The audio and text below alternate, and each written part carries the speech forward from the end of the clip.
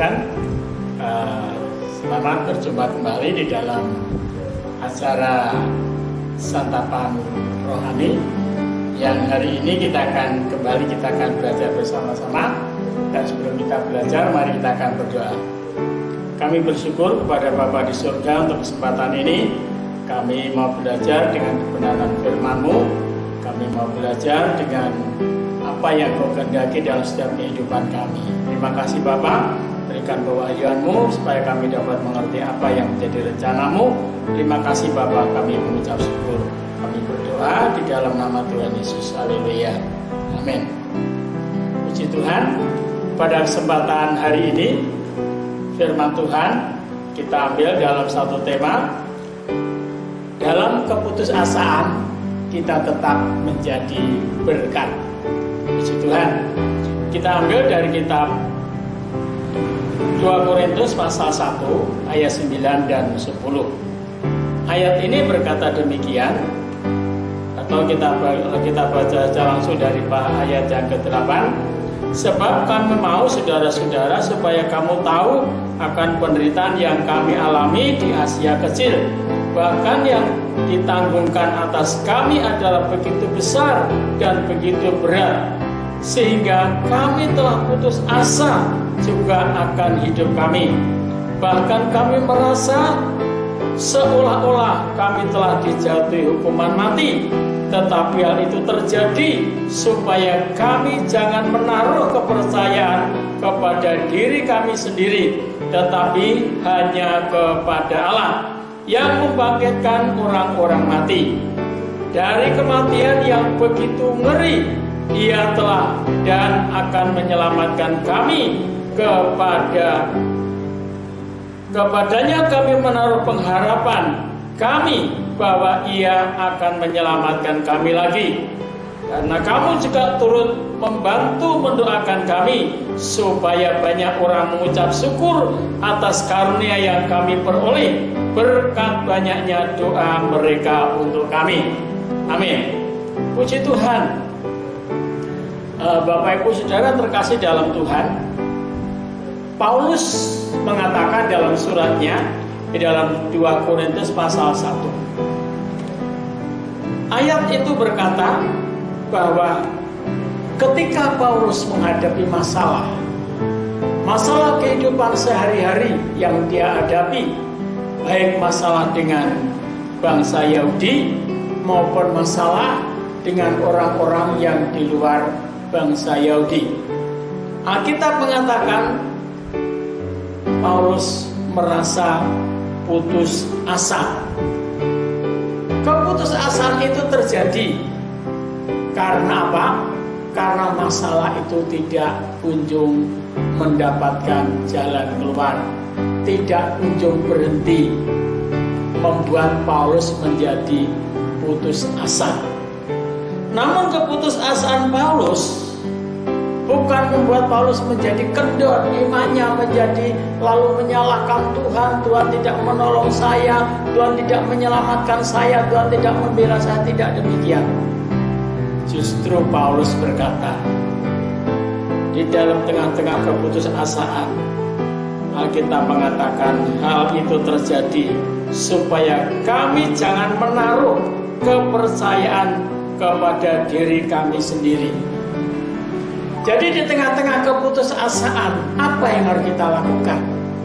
Yang terbaik adalah kita, yang pertama, kita jangan mengandalkan manusia. Yang pertama, kita jangan mengandalkan manusia. Yang kedua, jangan mengandalkan kekuatan diri sendiri. Dan yang ketiga, jangan menjauh dari hadirat Tuhan. Mengapa? Karena Yeremia pasal 17 ayat 5 dan 6 Alkitab mengatakan, terkutuklah orang yang mengandalkan manusia, yang mengandalkan kekuatannya sendiri, dan yang hatinya menjauh daripada Tuhan. Itu sebabnya Paulus berusaha untuk tidak mengandalkan kekuatannya sendiri, tidak mengandalkan manusia, tetapi dia mengandalkan Tuhan. Kenapa? Karena Alkitab berkata dalam Yeremia pasal 17 ayat 7 dan 8, Alkitab mengatakan, diberkati orang-orang yang mengandalkan Tuhan, yang menaruh harapannya kepada Tuhan. Ya, Alkitab mengatakan dia seperti pohon yang ditanam di tepi aliran air, yang merambatkan akar-akarnya pada batang-batang air, dan yang daunnya tetap hijau, tidak layu, dan terus tetap menghasilkan buah pada musimnya.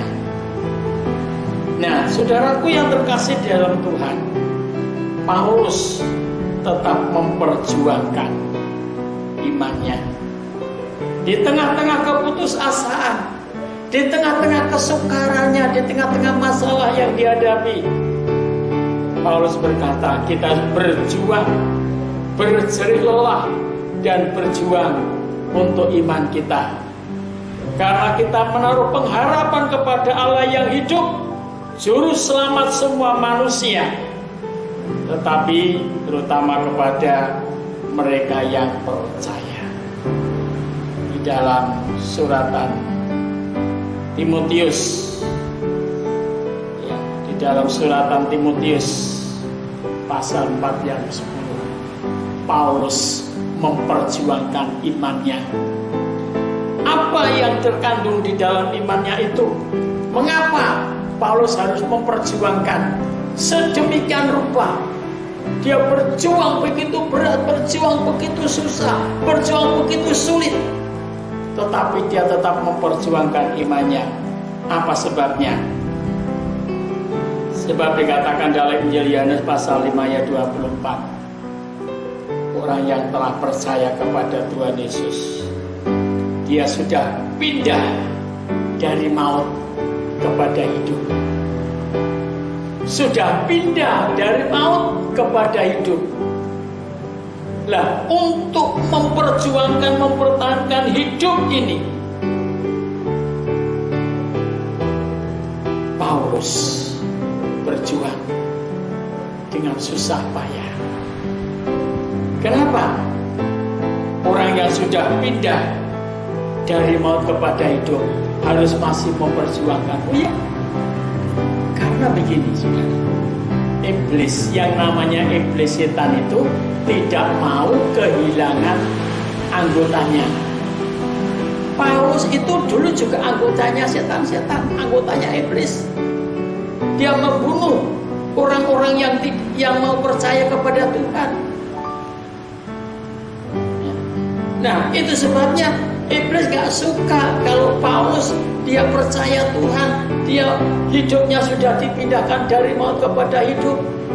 Iblis mau tetap merebut Paulus supaya kembali kepada maut, mengerjakan pekerjaan-pekerjaan yang jahat. Dia membunuh orang-orang yang percaya Tuhan. Itu maunya iblis. Tetapi Tuhan membela, menolong Paulus, hingga Paulus kuat menghadapi semua masalah. Paulus kuat menghadapi persoalan itu karena Paulus tahu bahwa Paulus sudah pindah dari maut kepada hidup. Yang kedua, Paulus sudah menerima hidup kekal. Orang yang percaya kepada Tuhan dan melakukan perbuatan baik, dia akan bangkit dari antara orang mati dan dia akan menerima hidup kekal. Dan orang yang melakukan kejahatan pun juga akan bangkit, tetapi dia akan dihukumkan dalam kebinasaan. Di dalam Yohanes 5 ayat 29. Yang ketiga, Paulus tahu bahwa tempat tinggal, rumah sudah disediakan di surga. Di dalam Yohanes pasal 14 ayat 3, aku pergi, ayat 2 dan 3, aku pergi ke situ untuk menyediakan tempat bagimu. Dan apabila aku telah selesai menyediakan tempat bagimu, aku akan datang kembali dan aku akan menjemputmu. Supaya di mana aku berada, kamu pun berada. Itulah sebabnya Paulus memperjuangkan imannya.